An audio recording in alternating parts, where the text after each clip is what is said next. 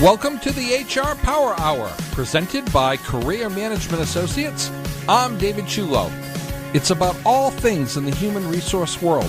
We're going to bring in local, regional, and national guests, and we're going to talk about a variety of topics and explain why human resource management is critical to your business success so that you can make decisions to keep and retain great talent.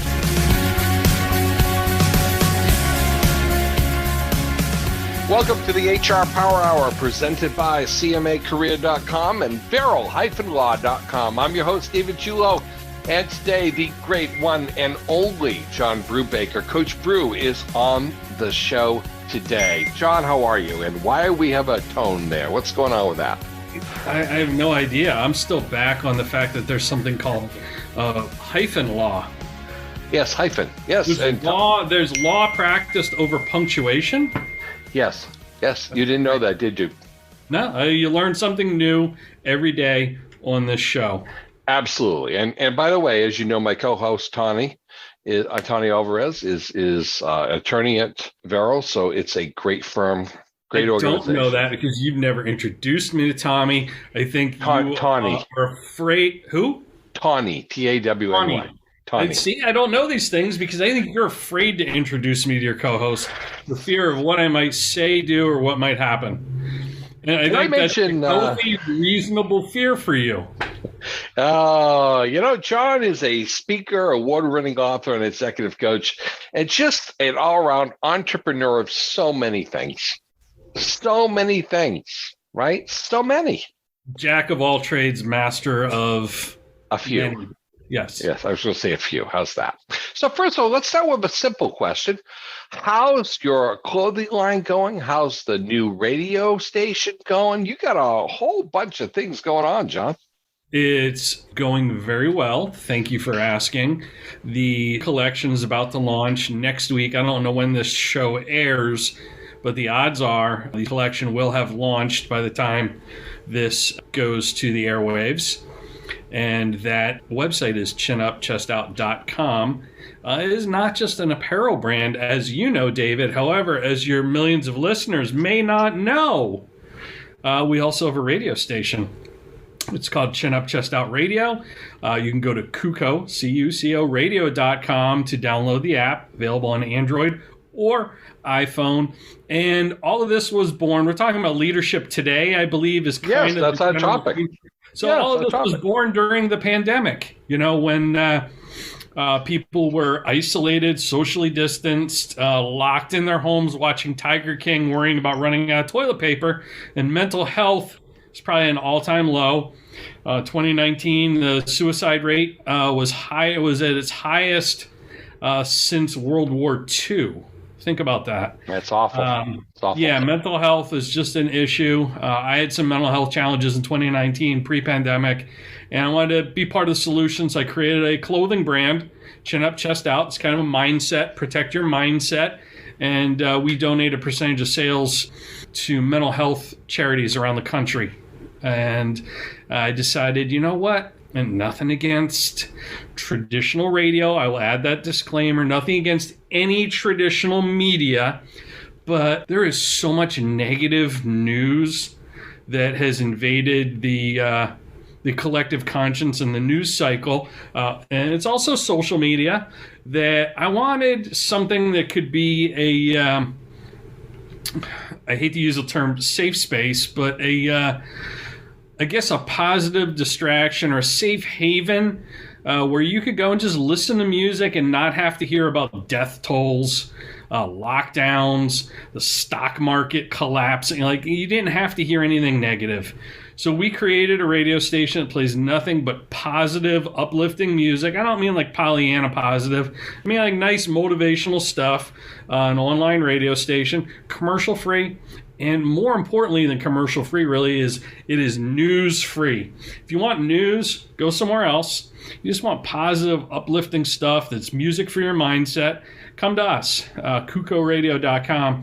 But, my focus as a professional speaker for the last 2 years hasn't been speaking because there are no events to speak at and very little in the way of Zoom activities. So it's been just being part of the solution and, creating brand extensions that can, be an extension of my message, but also improve people's mindset and mental health. And that's kind of the long answer to your short question. No, but it's very true. Look, I love the brand. You know that. I'm aware of the brand. You've done an amazing job with not only providing a brand that has really a good awareness and a good messaging, but also it's a good quality product. And that's important today. And I think, too often I came from the clothing world. I'm very aware of how clothing is made. And you've produced a very good quality product that you can stand behind and actually enjoy wearing. So kudos for you and all that. And then the radio station, I have it downloaded. I just said I have it on the app. And, when I'm looking for something uplifting and just moving along, it's a great place to go to. It has a variety from everything from rock to country to everything. It's just a total variety show in terms of what you're looking for. And to speak to that for a second, some of the feedback that I got, and I think this is a good lesson in terms of leadership today, is are you creating something that your audience actually wants? So before I even created like any kind of program, I asked my audience, what do you want? And people said, we don't want to hear the news. They largely don't even want to hear the weather, and it's a global audience, internet radio. So like I couldn't possibly program weather everywhere anyway. That would occupy all the programming, but they wanted positive, uplifting stuff. But they also said, like, there's so much anxiety going on today that's I don't want to blame the pandemic, but I'll blame just a lot of what's going on in the collective conscience here is anxiety provoking, and people are having trouble sleeping at night. And I had a number of members of my existing audience, my readers, my clothing brand customers say, is there any chance you could do like relaxing acoustic kind of sleep music, for lack of a better term? And I said, absolutely. So like, what's a good window of time? Again, ask the audience and they'll tell you everything you need to know. So from 11 p.m. to 5 a.m., we just play acoustic sleep music, very relaxing stuff. We wanted to make sure, like, well, what do you want in the app? We're not going to have pop-up ads or anything like that in the app. And people said, we'd like an alarm clock so we could wake up to you. Mm-hmm. Yeah, isn't that a little creepy? You could wake up to me. You could wake up. Well, luckily, we're waking up to your music. Luckily, yes. Not you. Yeah. Yes. So yes. People can wake up to the app as an alarm clock, and it has a sleep timer, so they can listen to it. They can program it out 45 minutes while they go to sleep. That's perfect. I think that's leadership today, is listening to your people, especially as hopefully we emerge from this pandemic and people return back to the office. Like, it's more important than ever to listen to them, because the way you've been listening to them has either been on a Zoom screen with 30 different faces, some of whom probably have their video turned off, or, on a Slack channel or an email, a group email or text. And you get no visual cues from that, or very little. Yeah, it's been a challenge, hasn't it? What they're not saying as much as what they are saying. Listen to their body language. And, just have your door open for people to come in and share ideas, concerns, thoughts with you. It's going to be more important than ever. I think those will be the companies that transition back to the office best, and probably climb out of this economically better. Well, I have found, and again, we're talking with John Brubaker, of course. He's an executive coach, speaker, and award-winning author of some great books, and I can say that because I've read them. And, I got to tell you, John, the world has changed here in the last few years. What was that everybody had to go to work, we're finding that now we can do it at home, or maybe it's a hybrid where some people want to go back to work, right? Because they're like, I'm tired of being home. I'd like to see more than my dog and my significant other or my children all the time. I need a spot where I can go and do some work and not have to worry about distractions. Maybe my refrigerator is a little too close for me, right, in terms of that. So those are what we're seeing from a leadership perspective, that leaders are challenged today. They're really challenged to figure out what each person needs. And this goes to your point about the mental health, because everybody's different and everybody needs something different. And that's the biggest challenge I find from leadership from this perspective. Yeah, some people still need to work from home. Some people don't. Some people really want to get back in the office. Some people still need to wear a mask. Some people don't want to. But I think the biggest thing for leaders is listen and be willing to have that conversation, privately. Yeah. No, it's very true. It's very true. It's that old Far Side cartoon where they have the suggestion box mounted to the wall, and right underneath it is the paper shredder. Yeah. Like, if you listen, but then you don't do anything with that information proactively, people are going to stop coming to you with that information. So you really need to listen and be responsive. Listening, that's a great segue into listening. I find that is really a skill that is not well done at all. What? You're cutting out. I said, sorry about that. I said listening. I was kidding. Oh. I get you on that one. I fell for it too. That's the real sad part. I fell for it. I'm here for the next 3 segments, folks. Yep. It's called Get the Host. He achieved his goal today. So I'm saying listening, yes, which clearly you're not, but and hopefully our audience is. But no, isn't it really interesting that people listen to respond and they don't listen to understand? It's an epidemic. It really is. In a way, follow me on this. I'm sure you understand where I'm going with this. In a way, because of the isolation, people just want to talk. People just want to sit down across from someone and talk.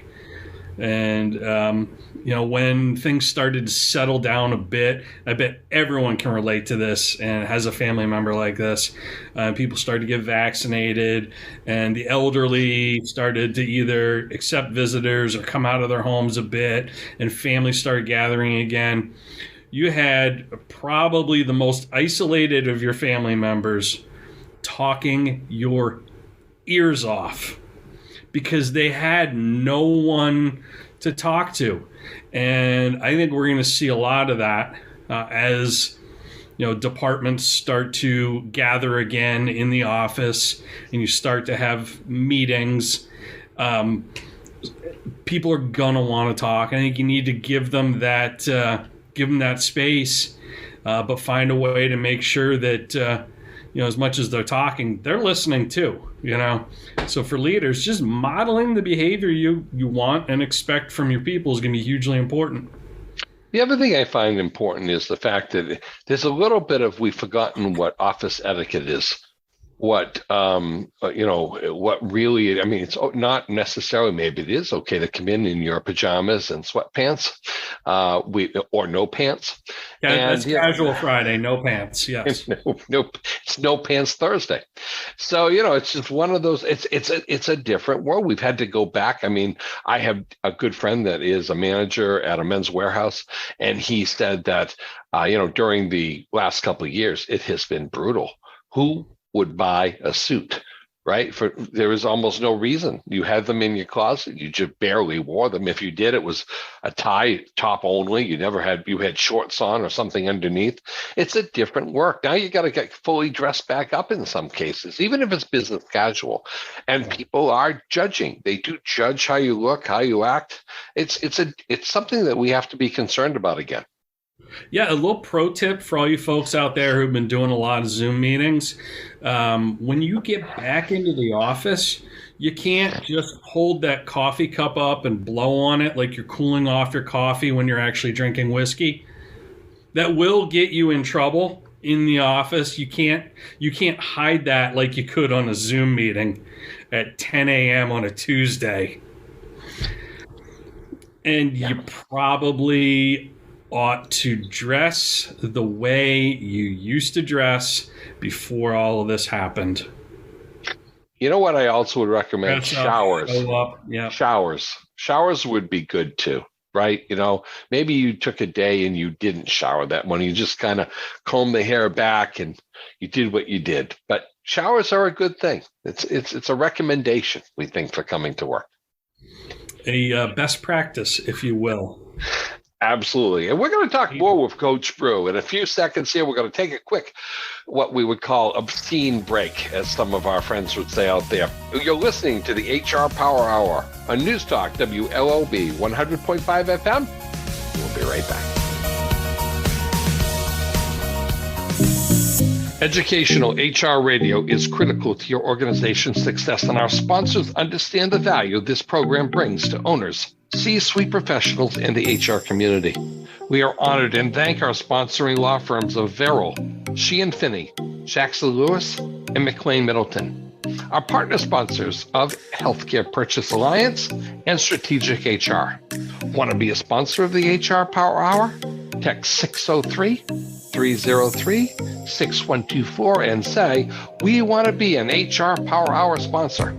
Founded in 1958, Jackson Lewis is a national law firm with a local presence. The firm's 765 attorneys practicing in 54 locations throughout the U.S. and Puerto Rico provide a wide range of resources to address every aspect of the employer-employee relationship. HR professionals, business and in-house counsels, and C-suite professionals count on Jackson Lewis as it has one of the most active employee litigation practices in the United States. Contact them today at jacksonlewis.com. That's jacksonlewis.com.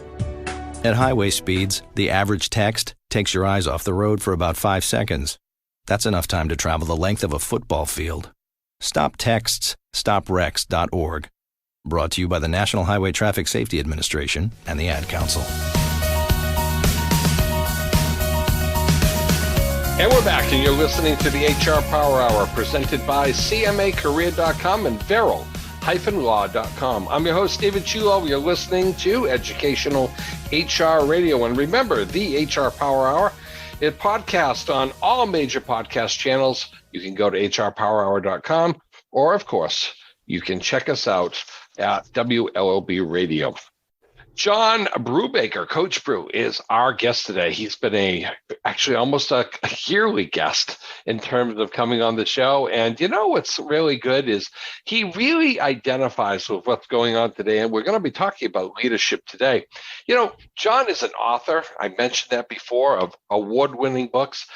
How many books have you written, John? 16. 16 books. And so out of those 16 books, when we went into the pandemic and now we're coming out of it, when you thought to yourself, who thought that this would happen? Is anything really come out that you say to yourself, my God, this is more relevant today than ever? Yeah, there have been a few things. First, I'd like to share something alarming that's made me question my career direction. And that is 2 years ago, like right when the pandemic started, 10 of the top 30 best-selling books were adult coloring books. Sorry, 10 of the top 35. 10 of the top 35 books were adult coloring books. So clearly I'm probably, as far as being an author, I'm probably in the wrong lane. I should have been doing adult coloring books. You should have. But, the one thing I have seen is, in terms of like my message or any of my peers' messaging, as far as business authors go, is problem solving and creativity, innovation, anything in that realm has been incredibly important. And I mean, if you're a small business owner, you know this as well as anyone. When the pandemic hit, the rules changed. The rules of engagement changed. They were constantly changing every week, every month, on a daily basis. Home Depot was deemed essential, but magically the local independently owned True Value Hardware was told they had to close. And then like how things were able to reopen and what you could and couldn't do. Like things are just constantly changing. People say we can't wait till things get back to normal. I don't think anything's ever going to really completely get back to normal. So we better get comfortable with, adjusting on the fly and constantly recalibrating. So that's been probably the biggest thing I've noticed. Yeah, there's no question that the pace of change, and actually this has been going on for a while. You know this, John. The pace of change has been insane. The amount that's changed in the last year and a half, 2 years and a half. One of the demographers who I had on the show talked about the fact that we've done 10 years worth of change in 2. And that's an amazing statistic when you think about it. Yeah, they say, I forget the exact number, but like when you talk about the pace of change with technology and computers, like it's something like every year computers 10x in speed, capacity, memory, and all that. And I think that's a great analogy for us as business owners, leaders, managers. It's like, how are you growing, and if not growing, recalibrating and changing in that same window of time? How are you keeping up with the pace of everything else that's changing? Well, I got to tell you, certainly in the HR world and the leadership world, I would tell you that the answer would be no.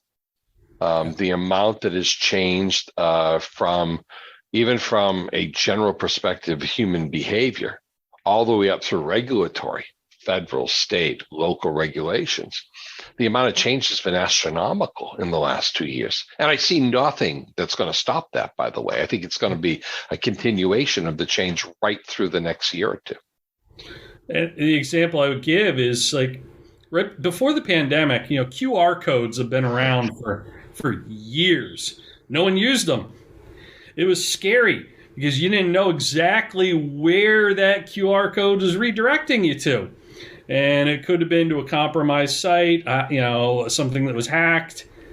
And then it became, wouldn't you know, a best practice, especially like takeout and restaurants when we didn't know that the virus couldn't really be transmitted very well on objects, on paper. People had QR codes. You'd scan the menu onto your smartphone at restaurants. And that's something I think that has become a very mainstream idea, QR codes, and is going to stick around for a while, until the next evolution of something else. But that was something that, people wouldn't touch with a 10-foot pole 2 years ago. And now, it's probably something you use or at least see every day. There's no question. Matter of fact, it's funny. We are at conventions now. As they've reopened, we have QR codes on all our materials now, right? They take it to certain sites, to certain things, and people scan them. Initially I was like, "Well, they get actually used?" The answer is yes, they do, and it's paperless. It's easy. It makes things simple. So I certainly can see the value of them in terms of that. But leaders are also realizing that people can get information that way, and it can take right to your benefits, can take right to an article or something that you want to show or teach. I mean, this has really become a very interesting technological advancement that is helping leaders move forward. And that's just one off the top of our heads as we're just kind of spitballing this topic right now. Think about the countless others. Well, there's so many. Let's talk about listening. I mean, we're on one right now. We're recording on Zoom. That's right. Which, if you'd have told me to buy stock in that company in 2018, I'd been like, I don't know. No, it's true. Well, that and Bitcoin, but we won't talk about that. So, right, we're not going to have that conversation. It's not a financial show in terms of that area. But, all I can tell you is leaders today are stressed to the max. What can you give them for advice? As much as you need to listen to your people and communicate with them, you need to listen to yourself and check in with yourself and communicate with you. And what I mean by that is, it's great to have an open door policy, but that can be taken advantage of, and your time can get hijacked. You need to take time for yourself. It's one of the toughest things I have to do with clients in my coaching business is try and convince them to just sit in quiet, contemplative thought for like 20 minutes a day, you know? Do a little reading, journaling, meditation, whatever it is. But listen to yourself. If you're feeling really stressed out, call time out, you know? And it's not time wasted. It's you recalibrating. We've used that word a lot, recalibrating, kind of, on the heels of the pandemic as it becomes an endemic. But like, it's a very real thing. You need to be able to recalibrate on a daily basis. And it's one of the things that I've noticed at the beginning of the pandemic is, people's anxiety and mental health suffering. We've talked about it before on your show earlier this year. That's one of the reasons I wrote this daily reader called Move Forward. It's people can read a page a day, and if you can't sit still for 20 minutes and just think and clear your mind, read a page in a book, and just something that kind of helps you center yourself a little bit. Because then when you step back into, the conference room, or if you're, walking the shop floor at your plant, then you're going to be more present with your people because you took time for yourself. And it's not selfish. It's like really the least selfish thing you can do is take time for yourself, because you'll show up better for everybody else by doing that. Well, I always use the analogy of if you're in an airplane and the oxygen mask drops, it's always put it on yourself first, right? And then you can help others. And if you don't, you can't help others. So, well, unless you're sitting next to a screaming child, and then folks put it on the screaming child to do everyone in the plane a favor and shut the kid up, right? Yeah. Let's be honest, David. I have the right to remain silent. I'm going to use that right at this point. That's what I'm going to do. Yes, I am. No, but you're right. You got to take care of yourself first. You do. And if you don't, you're not good to anybody, right? You're just not good to anybody in that particular case. I've seen so many leaders try to bowl their way through, right? And I'm going to acknowledge I've been one of them. Mm-hmm. I've done it in my career probably way too many times, when I pulled in the extra time and the extra energy and just put the helmet on, put on the riot gear and go full battle. And then only to, a month or two later, really feel that effect and kind of regret it in a way many, many times. Got it done, but boy, it was a big toll on myself to do that. And the pace is different as you move from working at home to being back in the office. The pace for everyone is going to be different. It's going to be a little faster paced. There's going to be more hustle and bustle and things going on. And I think it becomes even more important to be able to to quote the great American philosopher and poet, Ice Cube, check yourself before you wreck yourself. I do believe it's going to be really even more important to check yourself, because, the tempo and the pace, everything will be faster than, you sitting in your home office or at your kitchen table doing work on your computer. No, there's no question about it. And again, we're talking with John Brubaker. He's a speaker, award-winning author, and executive coach. We're talking about leadership today. And, we're really looking to remind people that it's okay as a leader to take care of yourself. We just said that. And also to have, to really balance empathy and accountability. A lot of companies are very focused on the bottom line. And by the way, I don't know any good company that isn't. But at the same time, the bottom line doesn't get anywhere without people behind it. And that's the balance between the two. You used a 4-letter word a second ago. I don't know if you want to have that bleeped out, David. You said accountability. I'm pretty sure there's more than 4 letters, but that's okay. You're right. It is more than 4. But and that's to my point here is people treat that term like it's a 4-letter word, like it's a bad thing. And like it's a punitive measure. We're going to hold you accountable to your budget or to this or to that, performance metric, like it's a punitive thing or it's bad. And I actually believe the opposite. I believe accountability is the greatest form of love that you can have for somebody. And that actually is a 4-letter word, LOVE. But the reason I say that is I see your potential. And I want to hold you to that because it'll make you better. And if it makes you better, it's going to make our department better. It's going to make our team better. It's going to make the company better.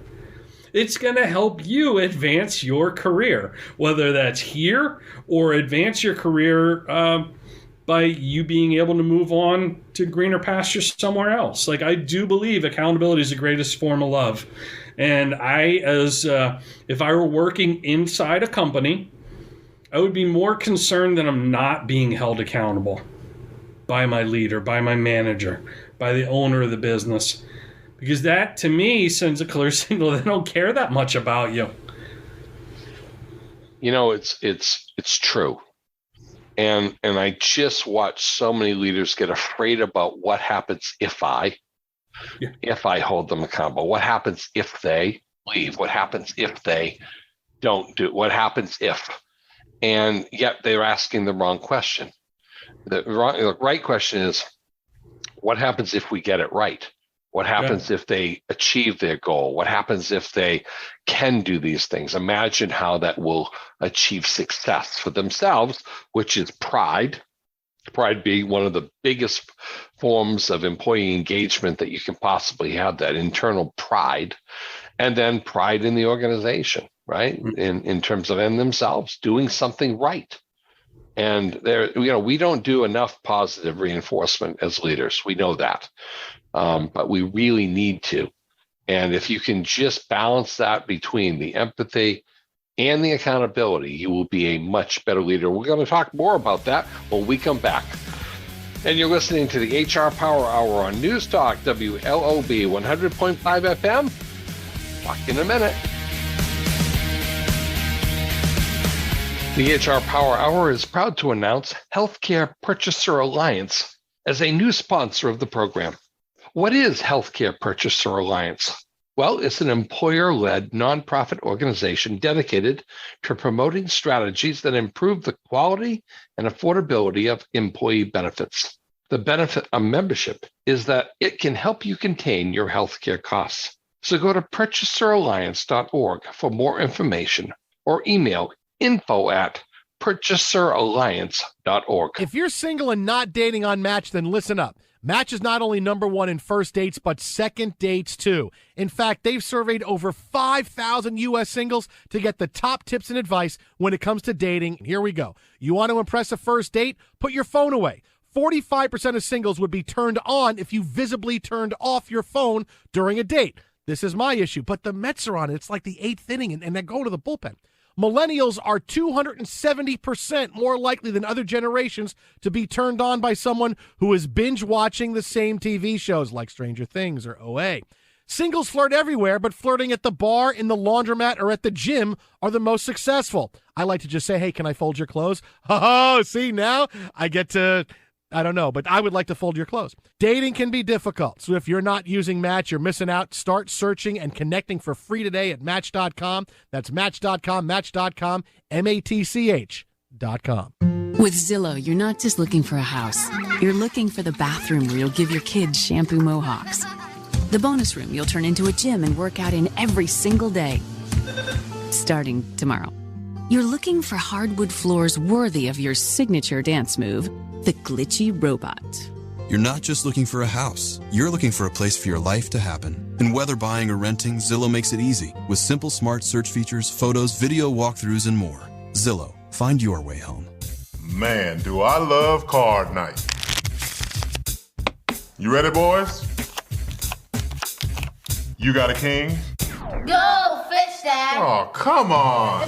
This is WWE superstar Titus O'Neil. The smallest moments can have the biggest impact on a child's life. Take time to be a dad today. Learn more at 877-4DAD-411 or visit fatherhood.gov. Brought to you by the U.S. Department of Health and Human Services and the Ad Council. At over 150 years old, Verrill has an illustrious history with more than 7 generations of legal expertise. With more than 130 attorneys across 7 offices from Maine to Washington, D.C., Verrill serves clients across the country and around the world. HR professionals, business leaders, and in-house counsel count on Verrill as one of the premier labor and employment law practices in the Northeast.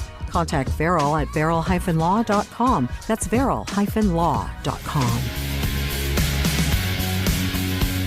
And we're back. You're listening to the HR Power Hour presented by CMAcareer.com and Verrill-law.com. I'm your host, David Ciullo, and again, we're talking with John Brubaker today about leadership today. And of course, you're listening to the HR Power Hour podcasted on all major podcast channels and, of course, at hrpowerhour.com. John, one of the things that has been in the news, it was probably in the news about a few months ago, was a conversation about, and this would be a leadership discussion, about a company who had an employee approach them and said they had an anxiety issue. Obviously, talking about and it was real. And they asked not to have a birthday party. Well, the company had already had it planned. They threw the party. It triggered a reaction by the individual, and they ended up in their car having an anxiety attack. Come to show later, the organization made the decision that the reaction was inappropriate for the behavior. There's a little more to this. I'm summarizing a little bit, and they ended up terminating the individual. No surprise, he filed a lawsuit, and he won. Other than the obvious ridiculousness of firing somebody for that situation, right? And again, I don't have all the detail. I'm just giving you the overview. Any thoughts on how organizations should handle things when it's as simple as they try to do something good, but they turn it into something bad?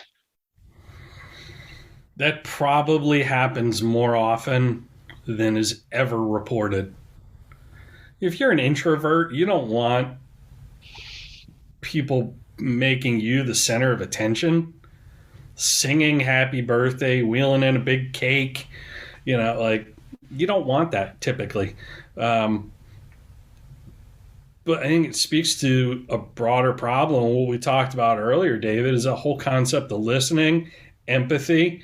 If you are a good leader, you are walking the front lines of your organization.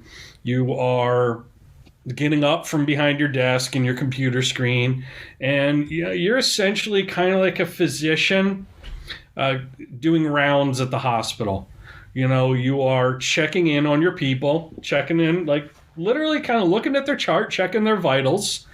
And while you're doing that, you can notice things in your employees' office space. Oh, hey, this person's a Red Sox fan. Everything in their office it looks like they work for the Boston Red Sox. Like they have all the merch. So maybe, they're married. Maybe they're coming up on their 20th anniversary. Great birthday gift for that person might be a pair of tickets to Fenway. Not, a department-wide party where they don't want to be sung to. Maybe one of your employees really enjoys fishing. Take them deep sea fishing one day, or get them some gear that they'd appreciate. And it's not about the physical gift. It's about noticing what they're interested in and caring. He cared enough to notice that I'm really into deep sea fishing, or I'm really into knitting, or whatever it might be. He or she cared enough to notice. That's the important part of it. And I guarantee you, if you're doing that, your company's not going to get slapped with a lawsuit because you were doing something that basically, let's call that what it is. They did that for themselves. They didn't do that for that employee. This is going to make us feel good. Like we did something for employee engagement. We brought the whole department together. We never do that. Yeah, they were doing that to stroke their own ego. I don't know anything about that particular case, but PTSD is a very real thing. And if you've hired a veteran who has PTSD, there are different prompts and triggers and things that could, cause them great anxiety. Be sensitive to that. That's a tone-deaf leader right there. Yeah, I think isn't that the point, right? That's somebody who really, they were told, no.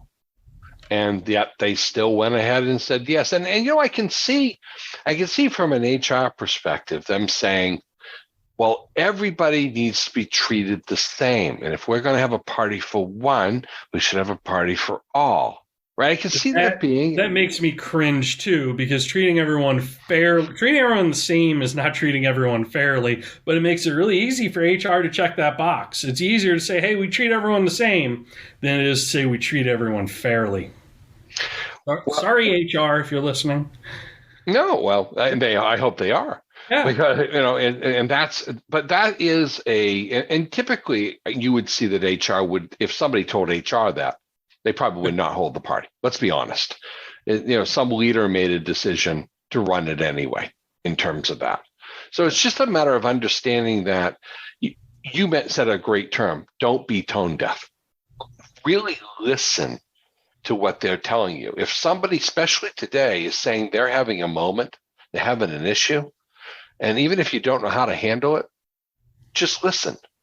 Send them home for the day. Let them have a moment to regroup. I don't know how many times we've had this conversation in the HR profession where we've had people come to us and, well, go home, take care of what needs to be taken care of, and you'll be better either tomorrow or let us know what the situation is. Give them an EAP program. Have them talk. I was going to say, empathy, probably one of your greatest employee retention strategies. Actually caring. Yeah, and boy, don't we need retention right now? Since it's almost a lost art. Yeah, it's a lost art. Yeah, and I think that's something that if we learn nothing else from the show today, this is probably one of the bigger topics: is really understanding to listen and respond appropriately. Yeah. Which book would you say is a good book for somebody to read that would have that type of information and be able to share how to do that in an effective way?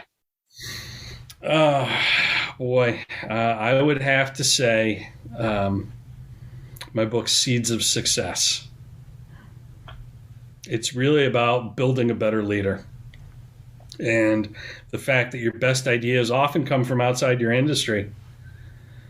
And it's about, listening to outside voices, creative problem solving, and the fact that, if you're doing what everyone else is doing, you're just going to get the same average results everyone else gets. It's about doing things differently to get a better result. That's available at seedsofsuccessbook.com. But I would say because it's a book about a mentor and a protege and how a mentor leads. And leadership is the most important thing for an organization, because you see how many different cautionary tales there have been. I mean, turn on Netflix, turn on Hulu or Amazon. There are some absolutely horrible not horrible documentaries, but documentaries about horrible leaders. That Elizabeth Holmes Theranos documentary that's on now. Everyone in my family's watched that, and it's been kind of a topic of discussion of just manipulative leadership. And there's just so many cautionary tales, because leadership is something that is not gained out of a textbook. It's not something that you can really teach in a class so much as it's something that needs to be done experientially. And that experience typically is not in a company. You bring that experience to the company. You were a varsity athlete. You had a leadership role in the theater at your school. You did ROTC. You served in the military. You were the leader and volunteered at a nonprofit. It's got to be one of the most challenging leadership roles, is mobilizing and leading a group of volunteers. No question. If I were hiring anyone tomorrow, that'd be one of the first things I would look for, is someone that's successfully led a group of volunteers. Because everyone's got their own interests and agendas and things they want to do, but how do you mobilize them towards a common goal? But my point being is, you bring leadership from a lot of different realms to the company typically, and it's not something you normally get college credit for and then pull out of a textbook and use. You know, John, I think that's a really good point. And when we come back here, we'll have the last segment. And I have a really big question for you to end the show. So we'll be right back. You're listening to the HR Power Hour on Newstalk, WLOB.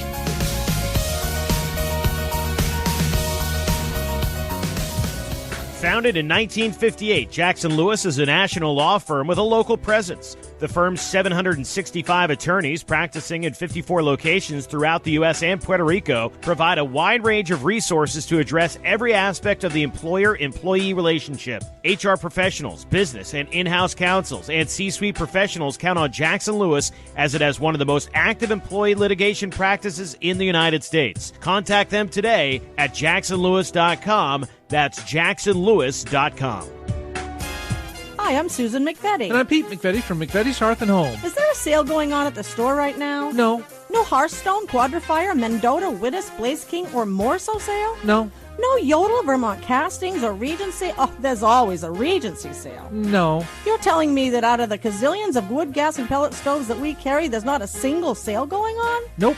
Oh, what about patio furniture, awnings, grills, smokers, and aluminum docks? No, just because there isn't a big sale going on doesn't mean that we're not having great deals and still doing free estimates for anyone needing a heating appliance. Oh, well, good. Just let me know when we're having another sale. Okay, there's always a bargain to be had if you were looking for one, and we don't need a new heating appliance. Well, maybe my sister needs one, or my friend, or your sister. Stop by McVetti's Hearth and Home at 893 Route 1 in Yarmouth, or check out our website at stovesofmaine.com for the latest information, including our sales. Really? I have to check out the website? Really? And I can't believe Regency isn't having a sale.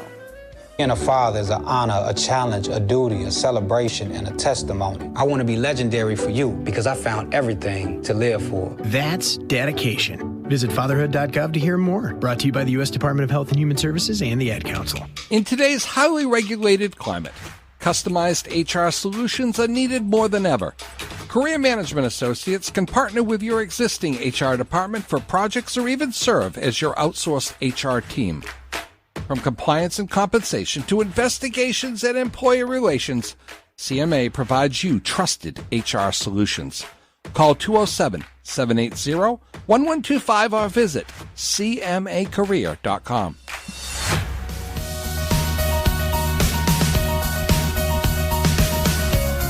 And we're back, and you're listening to the HR Power Hour, presented by cmacareer.com and vero-law.com. I'm your host, David Ciullo, and you are listening to the HR Power Hour Educational HR Radio. Today, our guest has been and continues to be John Brubaker, Coach Brew, as everybody knows him at coachbrew.com. I'll tell you, John, we've had a great talk today about leadership today. But you know what? My question, as I said in the last segment, has really nothing to do with leadership today. It has to do with leadership tomorrow. Do you see anything changing or anything where you think that leadership's going to be different over the next 5 years or so? So, a full disclosure here, folks. He said before the break, he had a big question for me. During the break, I said, David, give me a little bit of a heads up on what the big question is. And that was not the big question that he told me during the break. He phrased this very differently when we came back on air here. Your exact words were, and I would prefer to answer that question, where do you see leadership headed tomorrow? Yeah, I changed it. Okay. So can I answer your original question? Sure, you can answer both. You can flow into it. How's that? Okay, so to answer your original question, where do I see leadership tomorrow headed? Straight in the tank. I really see leadership headed in the tank. I don't mean to be like Mr. Doomsday, doom and gloom, Debbie Downer, but for a lot of companies, I think leadership is headed in a bad direction unless they can course correct. Now, the smart companies with good leaders, I think leadership tomorrow is headed in the direction of flexibility. Flexibility and the ability and willingness to pivot quickly. I really believe that because we talked about the pace of change. You very eloquently put it. You said the pace of change accelerated by how much in 2 years? 10 years worth. 10 years, a decade of change in 2 years, probably just shy of 2 years, is wild. And the companies that will not just survive but thrive are probably led by flexible leaders. Leaders willing to listen to an outside voice like yours or mine. Leaders who invest in their people. Leaders who are willing to hire someone smarter than them and surround themselves with people who have strengths they don't. And turn them loose and let them go. That's where I see successful companies headed tomorrow with leadership. Yeah, but I agree. A lot of companies won't change.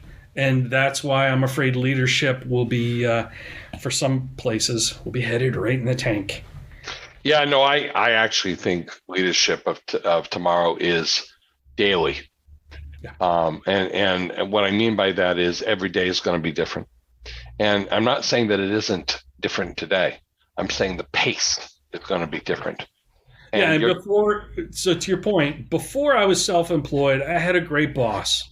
And I had asked him, like, when do you do an annual review? And he's like, John, I do an annual review every day of each of my people. I'm like, and I was young. I'm like, that doesn't make any sense. What do you mean? And he said, my review of you is on a day-to-day basis. I'm taking mental notes. I'm jotting down notes in my journal. And to his point, like, he would coach you up right away on something. He would praise you right away. And he didn't feel a need for an annual or a quarterly or a biannual review because he was in constant communication with you. So there was the benefit of that for everyone listening who can do that is it doesn't give the individual or the department time for to hit the fan or to go south for very long. John, you're spot on. Yeah.